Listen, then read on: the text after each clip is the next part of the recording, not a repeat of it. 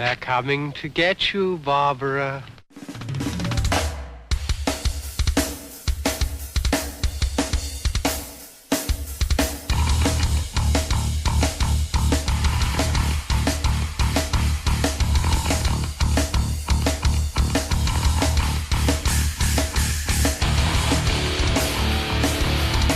They're coming for you, Barbara. Hi, and welcome back to another episode of Shrek Talk, the new version of Shrek Talk. The next generation.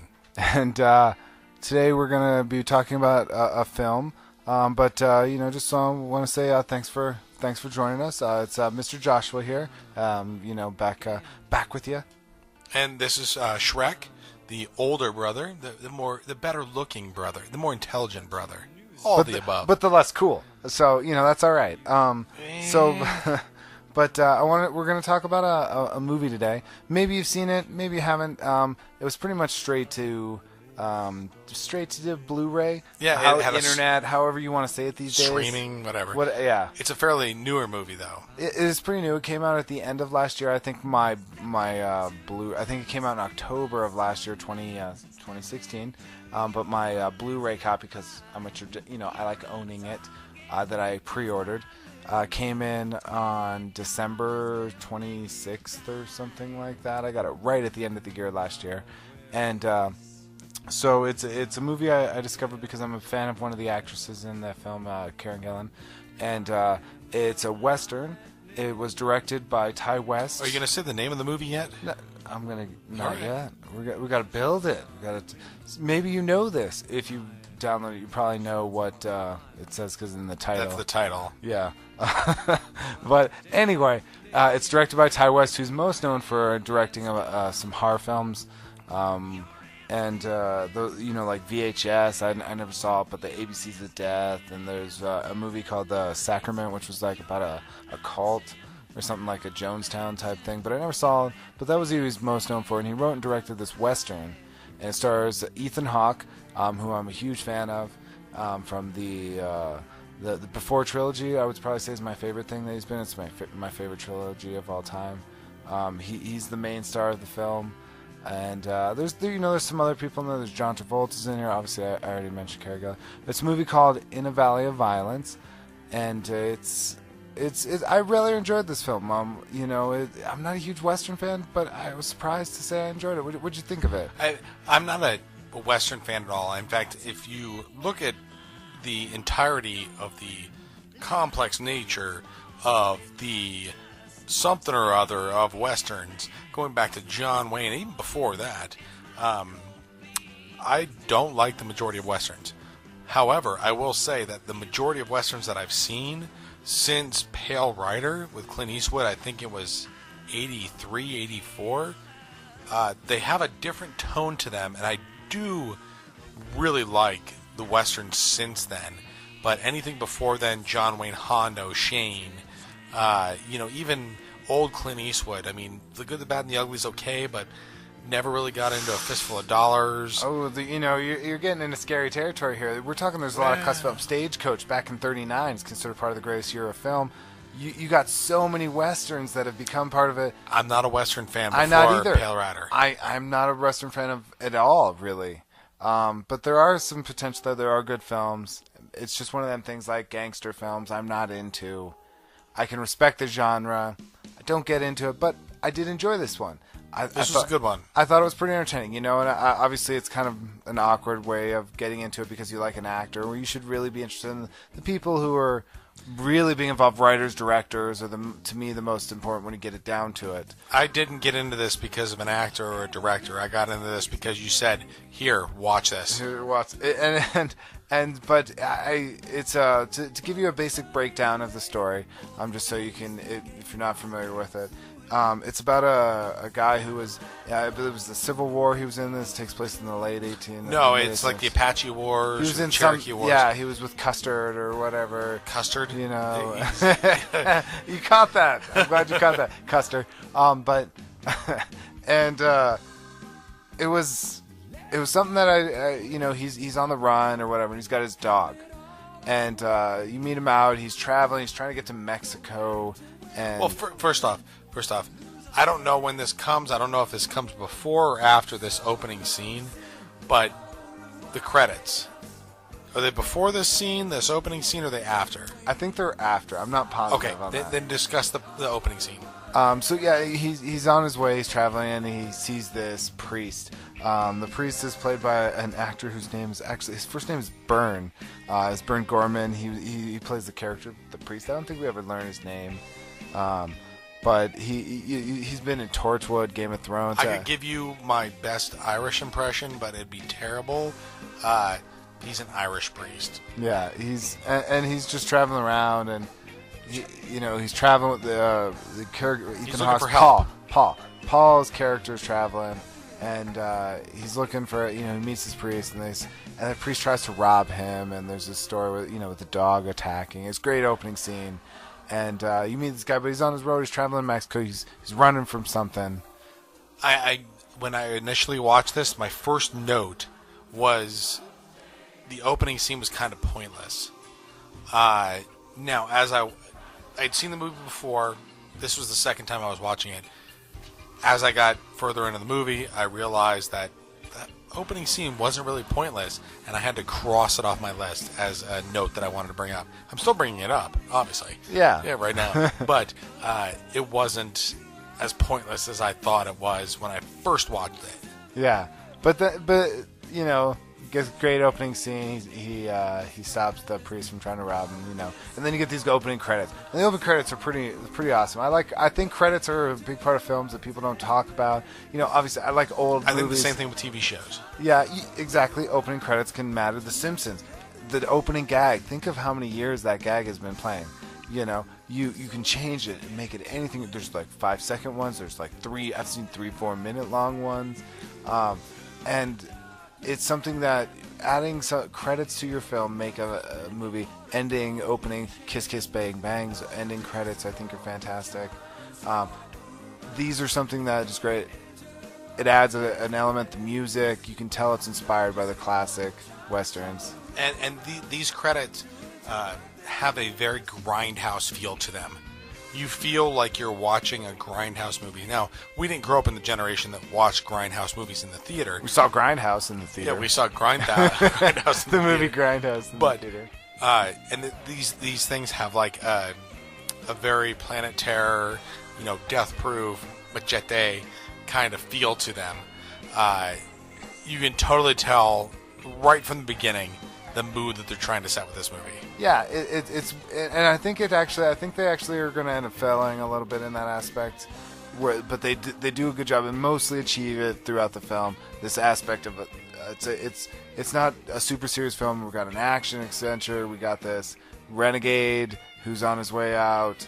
He's like, I'm coming, and then, especially after the opening credits, you see him, he's scoping out the town. Should I go in there? I need to decide if we should go in. I mean, it could be trouble. Do we need trouble? Ooh.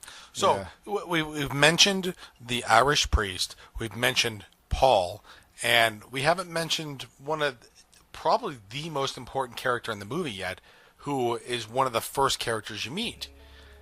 And that would be Abby. No, you're skipping ahead, man. You're skipping ahead. We meet Gilly first.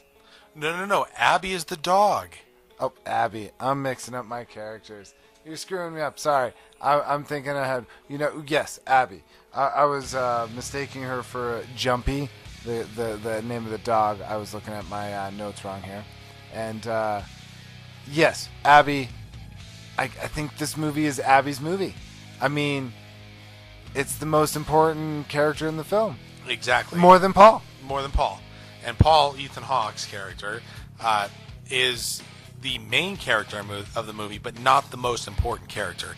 Abby, our dog, who is just a, average run-of-the-mill mutt, but is his companion, is the most important character in this film. Yeah, it's really his driving. We'll find out later about Paul's character and his wife and his daughter and things like that. But now, what does he have?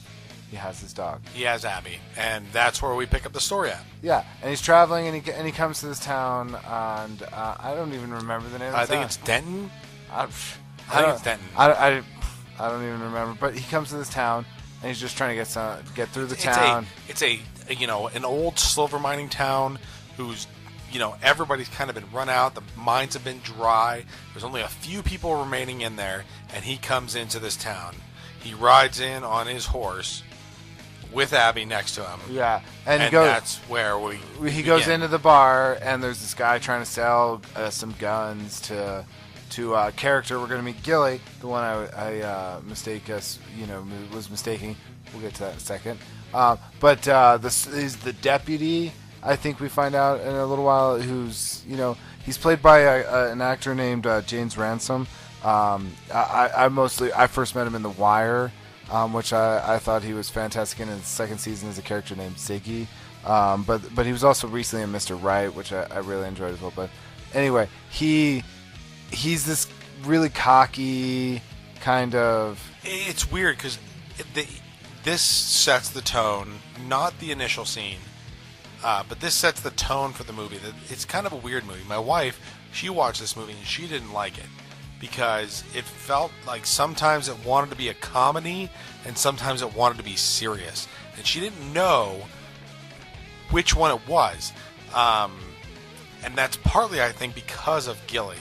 He's the character that he plays is so good. They're so bad sometimes that he's good. You don't know if he's trying too hard or if he's not trying enough.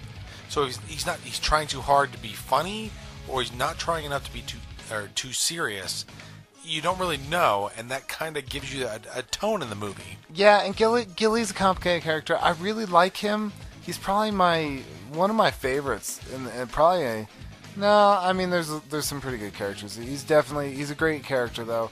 He understands like nothing about the world. He thinks he's everything. He's got this idea that we run the town, and you imagine he's probably been in that town his entire life, or as long as he can remember. So he's a really well fleshed out character. You're not supposed to like him. He's not a good character. He's a jerk. Whatever you want to call him, but he's well acted. His character's well developed. It's a realistic interpretation of who he should be, and it makes sense why he acts the way he acts. And I really like that about. That's probably my favorite aspect about him. Is love him or hate him, he's really annoying, and he's gonna be one of the most driving forces of the movie. He says some really stupid stuff. Yeah, and like I said, you're not sure if he's being funny or he's trying to be serious. And you don't know. And you just have to accept that he is who he is. He's Gilly. He drives the whole movie, all of his actions, because he's so dumb, and it's and exactly. Is he like really that dumb, or is it just like, oh, you have to try and relate to him? That's what the empathy or whatever. Yeah. So let's continue on with the plot. And you meet him in the bar, and there's this altercation where he's trying to challenge Ethan Hawke. And by the way, just one thing in my notes here, I gotta point out, this movie has a very Road Warrior feel to it. All right. I love The Road Warrior, one of my favorite movies of all time. Mel Gibson. Well, wouldn't you say Road Warrior is inspired by westerns? Yeah, but if you watch the older westerns, this is not inspired by friggin' Hondo or something like that. This movie is a different kind of thing, and you even see that in him. You got your main character with the dog.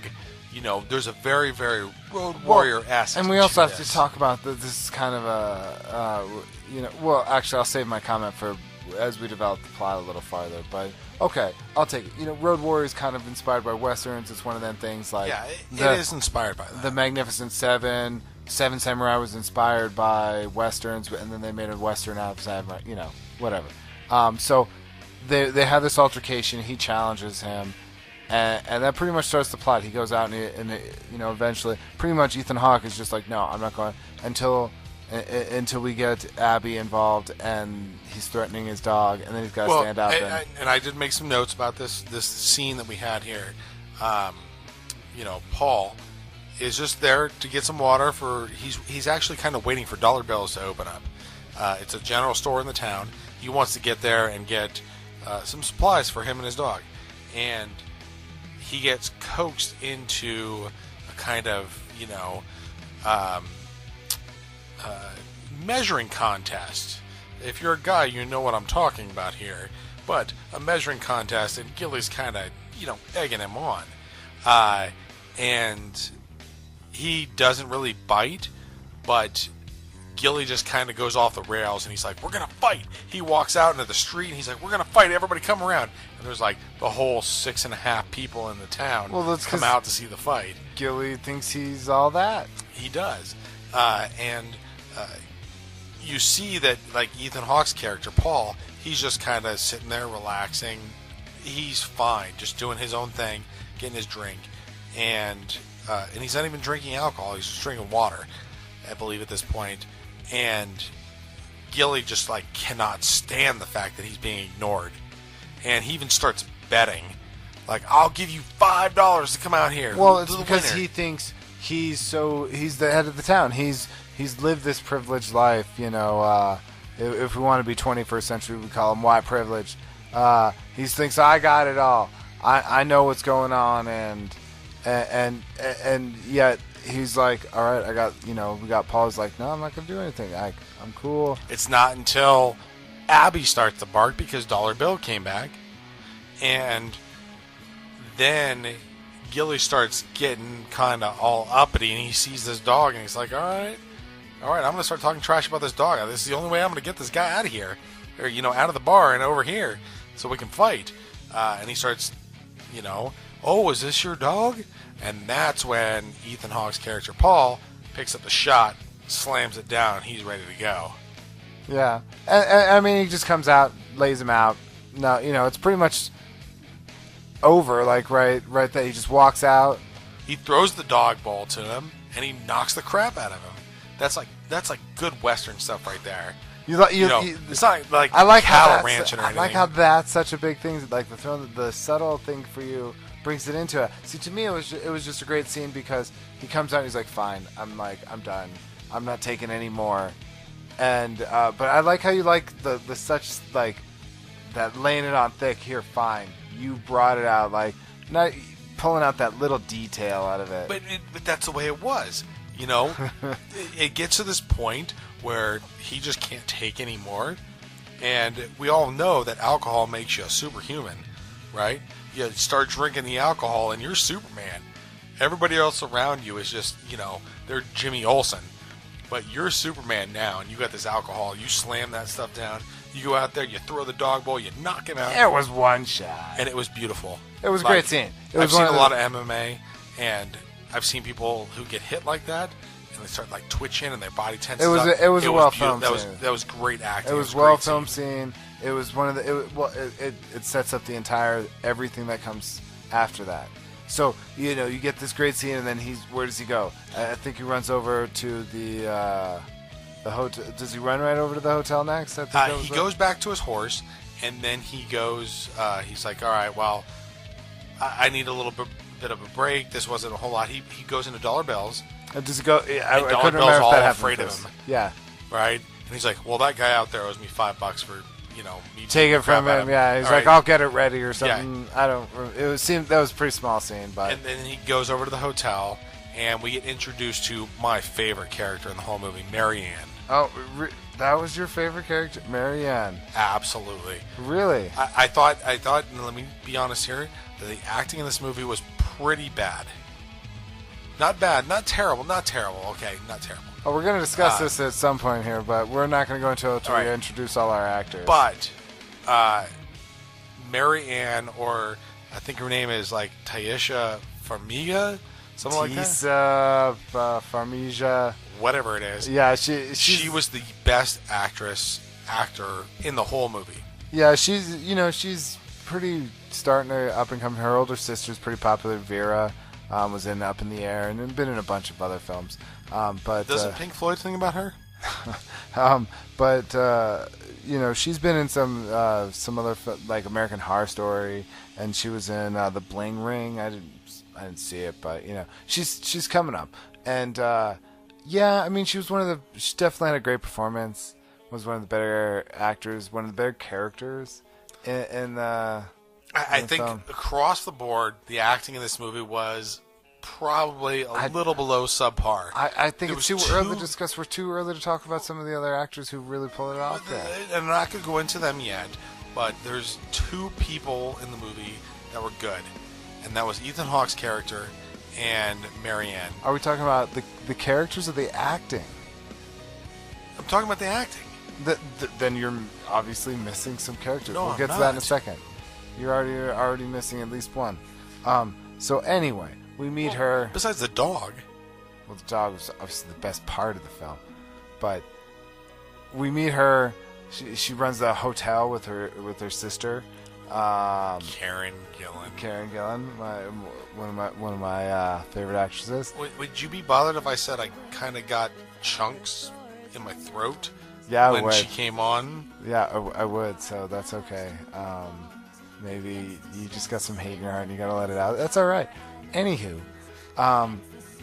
they run this hotel. Their father is he injured or old or something? He's dying. He's dying. That's yeah. He's dying, and they're running this hotel. And she meets him, and she's so happy that he's knocked out Gilly. Well, we come to find out that Karen Gillan's character, Ellen, who's Marianne's sister. Funny, I don't remember her character name. Is engaged, I think, to Gilly. She is, yeah. Engaged. Yeah, engaged. And they're together. They're joined, or about to be. And so he goes to this hotel, and does he rent a room or He just whatever? wants to get a shower. Yeah. we're getting way too specific here. So anyway, well, okay, you got to explain this. He does get a room, and this Marianne character, Seems to be Tizia drunk. for Mega, whatever her name is, she talks a lot. And this is like the most exciting thing that's ever happened in her town. She's really like happy to meet him, and So they get a room, obviously and smitten. gets a bath, and he He gets cleaned up and comes downstairs. He comes downstairs, and then we meet John Travolta. Travolta's character he's the marshal, I think. Was it I don't remember his name, but Clyde he's the or marshal. something like I don't remember. And they have this great conversation. I think it's a great scene where they're talking, and he's like, "Well, you're screwing up my town, blah blah blah," like this classic, blah blah blah.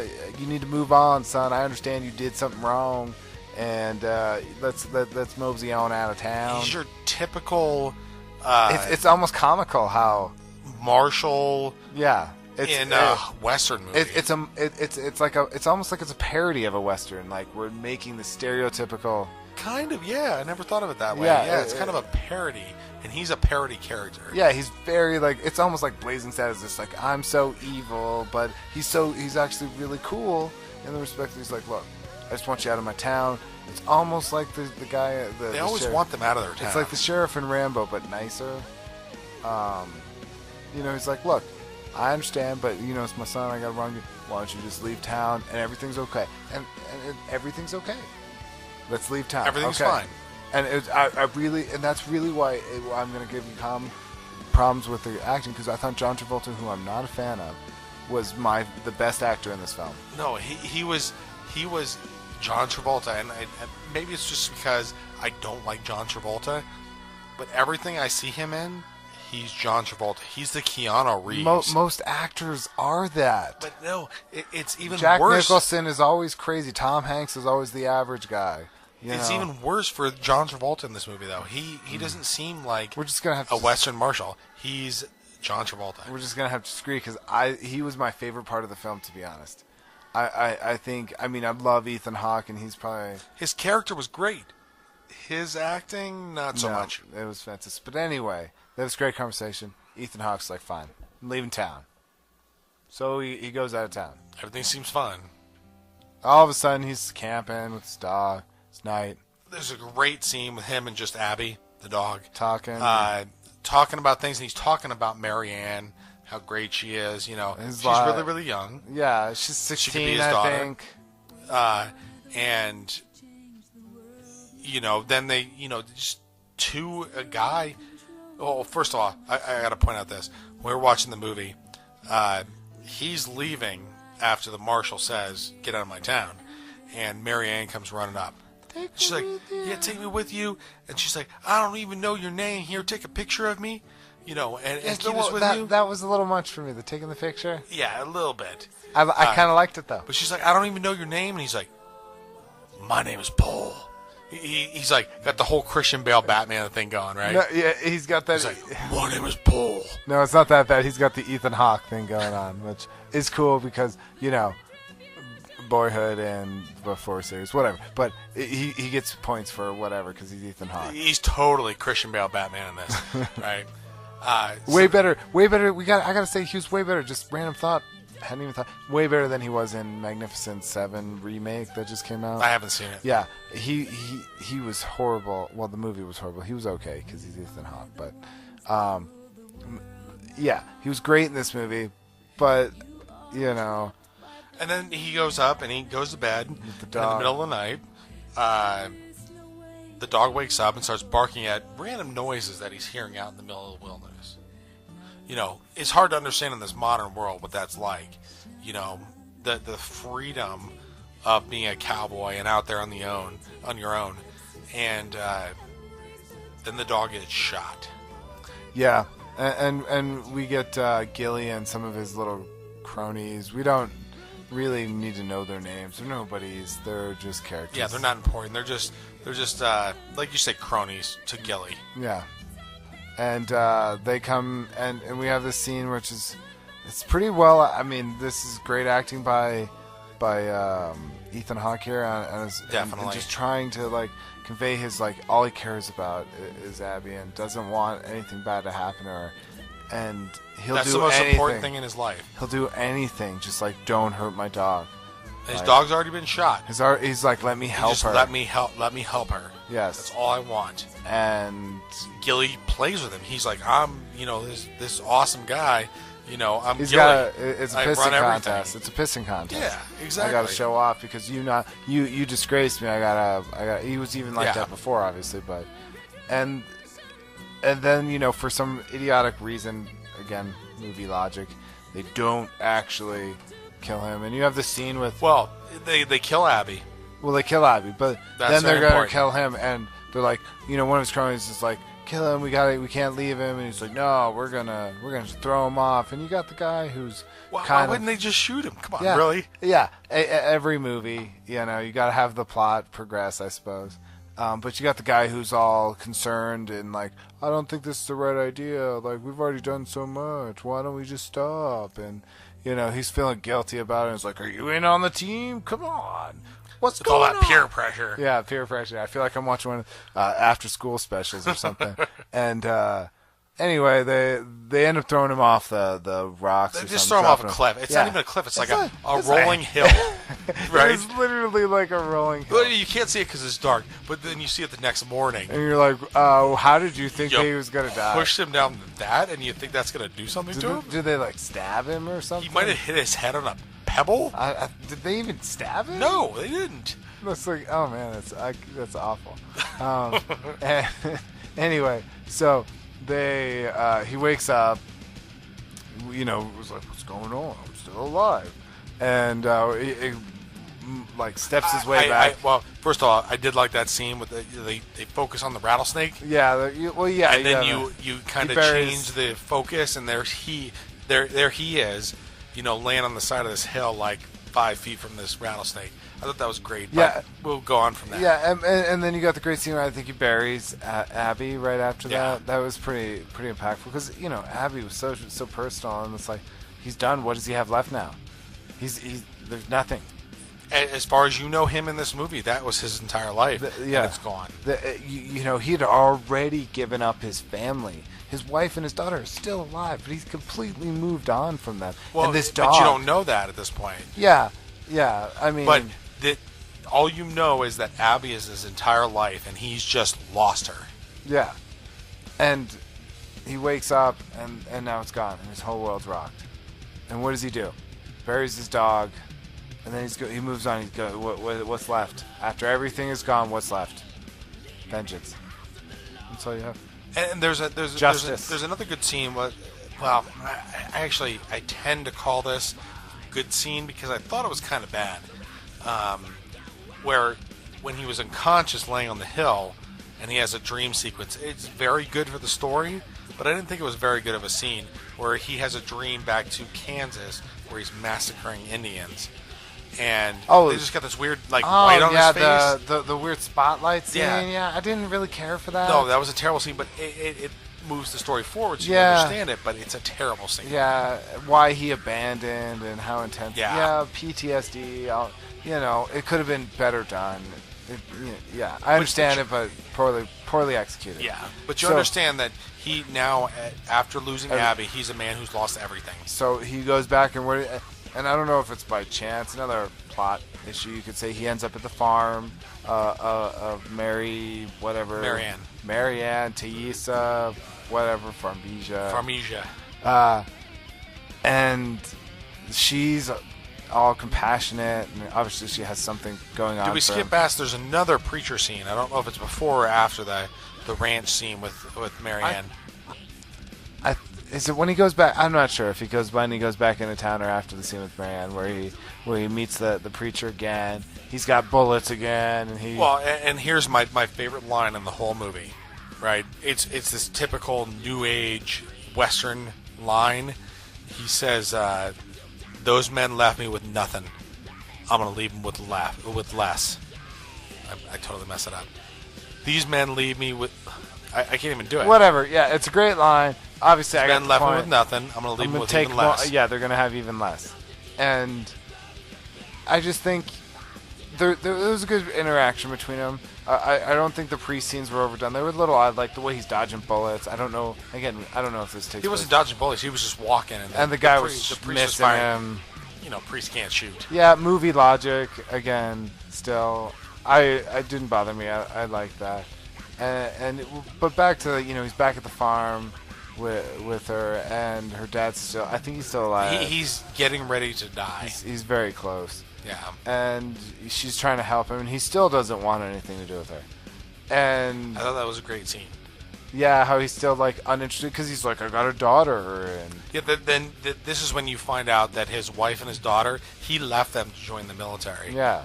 And then he left the military. Yeah, and then he left the military, and now all he had was Abby. It was Abby. Was an Indian dog that he picked up. Yeah. And now he's lost her. And so, it was a good scene between the two of them. And so, she finally is like, no, I'm done. All I have left is vengeance. He tells her, like, no, you're not coming with me. I'm going after him. This is it. This kind of reminds me of Unforgiven. Where, William Money goes in and he lost his friend Ned. He tosses the beer bottle. He's like, I'm going back. I'm going to do this thing. It's that new age modern Western feel. Yeah, and that vengeance. And that seems to be the driving force of the film. It is, and again, it comes this, I'm paying back. And you do see that, what was the one with I forgot it was Appaloosa or whatever it was. Where, I don't know. Anyway, the same thing. Ending comes, get their vengeance. That seems to be the thing. Tombstone, you get your vengeance, And this is the same story. Now it's time for payback. They're coming to take them out, and this is when the movie really kicks into high gear. This is when you've reached the finale. You've reached the climax of the film. Now we've set up the plot, which is important in any film. This is, I was talking to our father, and he was talking about I think that was the film John Wick, about how it was all this action sequences that were great and so intense, but you had no emotional connection to these characters, and you got that in this film. You built that character of Paul he's a loner trying to get on it. He's not really a bad guy. He's just, he's kind of lost it. And I've never seen John Wick, but there's a lot of emotional attachment between Paul, and Abby. And that is what moves the movie forward. That's why we say Abby is the most important character in the movie. Yeah, and that's what that's what builds it. And and a lot of modern films don't have this. They're just like, oh, we gotta have all these great. There's a movie coming out I think called Atomic Blonde or something with Charlize Theron. There's all this great action sequences, and it's like, okay, that's great, but are you gonna build up this character so I care? Can you give me any story? So I care about why they're in these situations, or is it going to be a Bond film, like a 21st century Bond film, like 20th century, like the Pierce Brosnan era, where you're just like, okay, cool, 20th century, cool, yeah, that's what, yeah. But that you have these action sequences, and that's where it comes to. You come to the finale of the film, the finale is like 45 minutes long. The point of the film, I would say. The final action sequence. It's a long sequence. And you see, this is where Ethan Hawke really shines. Not only, in that night scene where they're killing Abby, but you see him really shine where he wants to go in there and just storm them. And he's kind of hiding next to the barn. And he walks out and he's ready to just go in guns blazing. And then he stops and turns around and comes back. The situation isn't right. And then Mary Ann and what is Karen Gillan's name in this movie? Ellen. Okay. They go to let one of the posse that did this to Abby into a room to get a bath and a shave. And there's a scene between Mary Ann and this guy. I forget what his name is. In the bathtub. Crony, we'll call him Crony A. But yeah, they kind of make him out to be a real, kind of sleazeball kind of guy. He was a sleazeball. Then he walks out of the room and he was all flirt. He was trying to seduce Marianne. Yeah. And all this. And then Paul walks in and he thinks that it's Marianne, and hey, you want to come in and join me in the bathtub, kind of thing. And that's when Paul is like, you know what? I'm here to give you a shave. And he rips out that thing. And that was so awful. I got it. I have to call you. I'm here to give you. He didn't say that, though. He didn't say that. It's just the kind of impression that I got. No, I'm calling you out, not the movie. Oh, okay. But it was like a great scene. The bathtub scene. This shows you where this movie is going, and it's very, very grindhouse. And he walks in there, and he grabs him, and the struggle in the bathtub and stuff like that, and he's got the whole Christian Bale thing going. And don't put your arms in the water. I'm getting pretty tired of your Christian Bale references here. He's Paul. He's Paul. He's Ethan Hawke. He's better than Christian Bale. But can you deny that bathtub scene was awesome? No, it was one of the better films, better scenes in the film, and I think it could have. It was okay. It wasn't fantastic. It was well seen, well filmed, well acted, it was all nice and everything. But it could have been a little better, I think, in the way the characters represent the setup and. But it was okay. I thought it was great. And the whole gore in that scene, the amount of gore in that scene, is very, very grindhouse. And it gives you that grindhouse feeling to it. It's a little bit over the top, and they really focus in on the throat as it gets cut. Blood spurting out. Everything. Yeah. It's a really good scene. And that just sets the tone for the rest of the movie. Where this is going. Yeah, I mean, so after that happens, he runs out, and I think Ellen comes in and is like, "Oh no, what's happened?" And they run. And then Gilly comes in, and then Gilly comes in, and I really like that scene where they figure out what's going on and that it's about to start going down. And the marshal beats the crap out of his son Gilly. Yeah, he's like, "What did you done? I told you to let him go." Yeah, and again, so you get a great character development for John Travolta's character. That he sees what's going on here. He didn't know anything about what had happened the night before. Yeah, he wasn't He wanted involved. him to go away. He was, and that's why I really like John Travolta's character, and I think John Travolta did a great job of portraying this character of and he's got this limp, and he's kind of weak, but he has this power, and he's like, look, I don't want any trouble. He realizes that Paul is trouble, and Gilly is just so cocky and doesn't. And finally, it's all coming down, and he's like, "What have you done? Yeah, we're here now. I can't stop it. This is a train rolling, and it's about to go down, and that's what happens exactly. So he creates this plan, sends everybody, we got to get to the guns in the sheriff office or whatever. And it's still a really weird thing that there's so few people in this town. Yeah. And it's like, well, there's other people, but they're not involved. They're just Yeah. kind of there in the town. And that happens in most movies, I think. You kind of just have to accept it. Yeah. He takes out another one of the people. And eventually the next scene that kind of got me was this scene where the marshal and Paul are back to back. They're both behind a wall, and they're just talking to each other. They're yelling at each other. You can see there's a certain kind of honor there. Well, you skipped the scene with the guy who was like, I feel so guilty about what we're doing. And he's like, well, you can shoot him as they're moving. Like, you can shoot him or not, Yeah, he's victim number 2. Victim at Crony B. Yeah. Or whatever, 2, whatever you want to call him.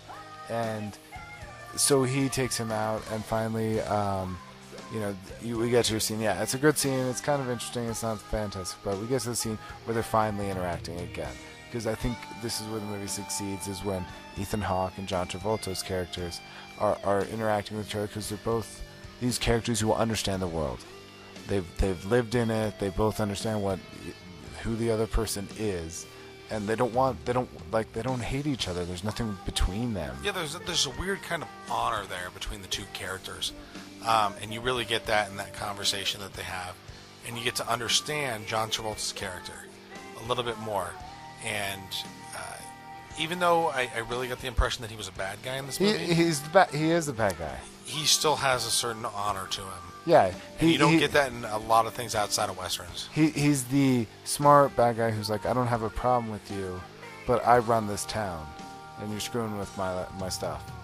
And so, anyway, the scene carries on. They realize, like, okay, no peace. It's like Independence Day, There's no peace. And they finally are like, all right, it's going down. And then Gilly's got to screw up everything. Yeah, and then there's all kinds of scenes. We don't need to even describe. It's the finale of the film. There's actually scenes with Tubby or whatever his name is. I thought there were some good scenes there. My name is Lawrence. Yeah, my name is Lawrence. Get away from the window, Tubby. It finally plays out. You know how it's going to movies. Yeah. And it ends exactly pretty much how you'd like it to end. He succeeds, and we get the Gilly suffers and finally gets. I think he gets finally defeated by. Tisa for Marianne. Or what? Yeah, Marianne. But that spur scene is great, where he's just like a total dude flick, right? He's beating him with the boot that has a spur on it, and he's just like, scratching up his face. Special effects were kind of terrible with that. Yeah. But you get the impression. The hanging, how he hung him up too. Yeah. That was great. And he's like, "Why'd you kill my dog?" And it all comes down to it. And I think you can only eventually you cross people. There's so many movies that have covered this theme. Even at the time, John Wick was a similar story about a man and his dog. You have other films that have like people crossing. You've crossed my line, Straw Dogs, and all these other films that you've crossed my line. Now I have to take you. And I think it's a pretty well, developed film. The acting is pretty. I disagree with you. I don't think it's really that bad. Yes, maybe it's a little hammy at points, but I kind of like cheesy acting in almost all films. That's why I said earlier, like, Gilly is so bad, he's good. Yeah, and overall, I think the film could have been better, but I'm not a fan of westerns, and I liked it. So yeah, it was good. Yeah, and it was one of them pleasant things I got it for a reason. I was like, all right, cool, I'll try it. It was filmed here near where I live, so that made me interested in it as well, and it ended up just surprising me, and that's not often that happens with films. I usually have expectations, and I think most films meet closer. Right. So just to think about it, what would you say if you had to pick your least favorite part of the movie? My least favorite part of the movie, probably. It's hard to say. I would say every scene with John Travolta, but I don't like John Travolta. But I mean, he had some good scenes, and that definitely brought things up for the movie. probably the last scene of the movie. I mean, it didn't do a whole lot for me. Yeah. But the priest finally comes back, and he's like, they need church in this town. And that's kind of the end of it. So that'd probably be the weakest scene of the movie. Yeah. I would say the weakest part of the film for me was the scenes with the priest for me kind of just felt like forced in. I mean, they worked, but they were so convenient and everything. I think the first two were good, but the last better one executed. Seemed like it felt out of place. All right. Well, now to wrap it up, to just give our little top 5 moment of the night here. What would you say the most? How would we define it? Well, let's just go top 5 standout moments. Standout moments, most important moments in the film for me. Yeah. So number 5 for me is going to be Paul's bathtub scene. He hardly has any dialogue in it, and Abby's also getting a bath in like a little bucket, and just Marianne coming in and just talking. It's such a great scene for her, and you understand where she's coming from. She's so she's alone. lonely. Yeah. She feels like I thought that was a great scene. Yeah, it was a good scene. I hadn't even really considered that, but obviously we were on the same lines about it. My number 5 scene would be the scene with Gilly and the two girls after the and we didn't slashing. even mention that in our. We mentioned it a little bit, but how they're like, she's like, I'm pregnant and all this and that, and he's like, do you really think they're the time? Yeah, like fantastic little scene between them, and I really like the interaction between the two sisters and the way their relationship was. So. All right, so my number 4 scene for the movie would be the fight scene. Gilly you can see that he's not secure enough in himself, and he's got to make this big old show of I'm a man, bad guy, and Ethan Hawke just kind of comes out and just lays him out. That I think, that says more about how bad Paul was, and makes Gilly just like a total fool. Yeah. My number 4 scene was the talking between John Travolta's character, the first time they meet, between John Travolta and Ethan Hawke's character, the Marshal and Paul, and the way he's like, look, you're a deserter. I got this town under lockdown. You're here, blah blah blah, and the way they just had this tense reaction between each other, and I like the way the two actors, created that tension. Yeah. So my number 3 scene would be the scene between Marianne and Paul after the morning after the night scene where Abby gets killed, and he goes in and meets with her. We briefly touched on it. Great character development from both sides, from Marianne and from Paul, and you get to understand where those characters are coming from as far as their life experience and where they see their future coming. Paul just looks at it as, I just want vengeance, nothing more. And Marianne's looking at it as I want a future. I want to be with you. I'm only 16, but I want a husband. I'm wise in the world. Life. I'm not an idiot. It's a great scene between them two. Yeah. So my number 3 scene was the scene where it's very specific, where they're the action's starting to go down. We kind of touched on it earlier with my name is Lawrence. It's like, get away from the window. He keeps telling him. It's happened multiple times. They keep recurring the joke, and the tubby, all of that. Fantastic. I thought it was fun, and then obviously it's some good humor in the movie. Yeah, definitely. the way it ended up adds to your grindhouse feel. I liked how all that worked out. All right, so my number 2 will be the night scene. I thought that was. It wasn't over the top. It seemed very, very realistic. Some of the parts of the movie didn't feel very realistic, but that night scene where Abby gets shot and they're torturing him, or not really torturing him, but mentally playing with him and showing them that we are the law around here, or whatever. It's just a fabulous scene between them, and then we get crony number 2B, whatever, and he doesn't want to do it, and it's a really good scene, and it really, really comes home with Ethan Hawke's acting. Yeah. My number 2 was just the final action sequence, like you're saying. It's like everything. It was so long. It finally played out, and again, it's this slow build. You finally care about the characters, and it doesn't have to be this crazy thing where all these things are happening. There's how many people? Only a few people die, but it's so like real. It feels intense that like this isn't over the top. This is how it's like. What would it be like to be in a serious gunfight where like our lives are on the line and people are dying? I like that. So my number 1 scene from the movie, I already touched on it. How much I love it is that bathtub scene. That just it just takes you from this movie. I'm shocked. Beforehand, it's it's one type of movie, and once you hit that bathtub scene, you realize you're just in for another whole movie. It's so brutal, and it's so over the top that you just like, all right, what's coming next? Unfortunately, it doesn't hit the highs that scene hit, but when that scene comes up, and after that scene, that this movie's just changed tracks, and it's going full bore.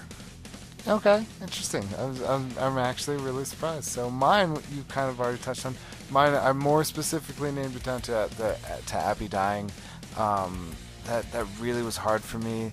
The way it was portrayed, and his passion and his love for her. It's like, I own some dogs, and feeling that like sense of this is my animal, like, and it just being taken. All you want to do is comfort and help, and you can't do anything. And then that instant. You better make sure I'm done, because I'm coming back. I'm coming back to haunt you. I don't care if I die. And then they push him down a little rolling hill. Exactly. And so for me, I think it sets off the rest of the movie. Yes. You create who he is. So that was for me what it is. Now, it's weird that we there's it's only like an hour and 44 minutes long, but there's so many different scenes that we had in here that we loved. Yeah. That pushed us, to enjoy this movie. Yeah. And I mean, was it the world's greatest film? No. But was it fun ride? Was it like, did I enjoy watching? I mean, I've watched it multiple times already, and I imagine I'll watch it again. I like the feel of it. It was something I was pleasantly surprised for. So if I had to rate it, I think I did rate this because I rate all my movies. I think if I recall, I gave it a 3.5 out of 5. I believe that was your rating. Yeah, I'm pretty sure that's fine. Yeah, and for me, a rating out of 10 in increments of 0.25. In increments of 0.25, I'd have to give it. I think it's a solid 8. It's a good, decent flick. It's not great. There's some problems with it, but it's definitely one of the movies that I can watch again for sure. So happy to have added it to our movies that we enjoy. And like always, we want to finish here with our picks of the week. And so what do you got for us this week? Well, this got me thinking. I was kind of thinking of other movies in this vein. What would be my pick of the week this week? But I'm going to go for something. We've got a movie here. I'm going to give you a board game. It's a board game I've only played a few times because it takes a lot of players to play, but it's a good game. It's called Bang. There's lots of different versions out there of it, but get the original version, Bang the Bullet, which has all the expansions that come with it. It's a board game, a very Western board game. You're a sheriff, you have deputies, you're fighting off against outlaws and renegades. It's just a card game where you try to get the upper hand and find out who is who and try to kill them and be the only one left.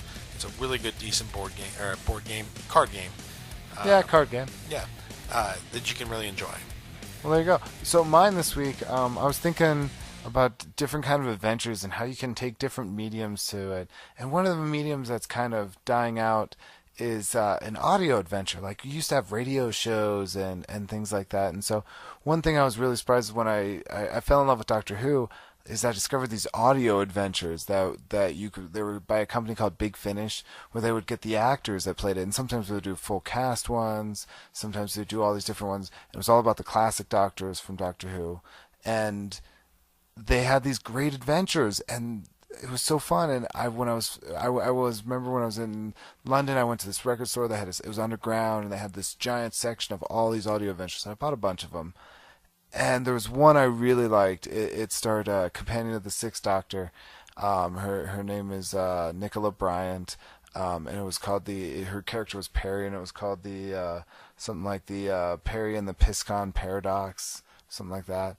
And it was this great double adventure where it had two versions of the character. One was old, one was young, and you got to see the story, one with the Fifth Doctor, one with the Sixth Doctor, played out with the two versions.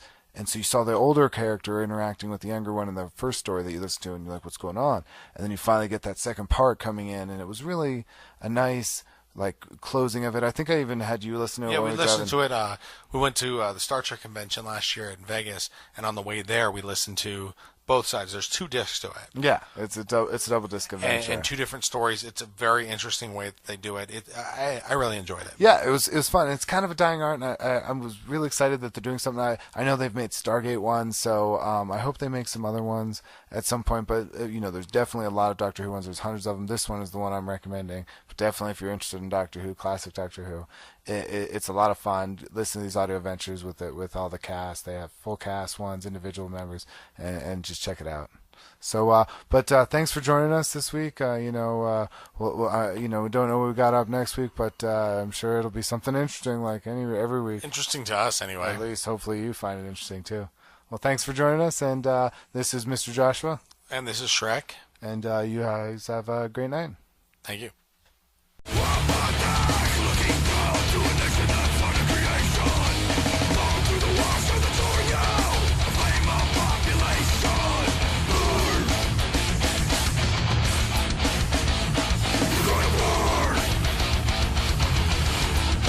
Go away or I shall taunt you a second time!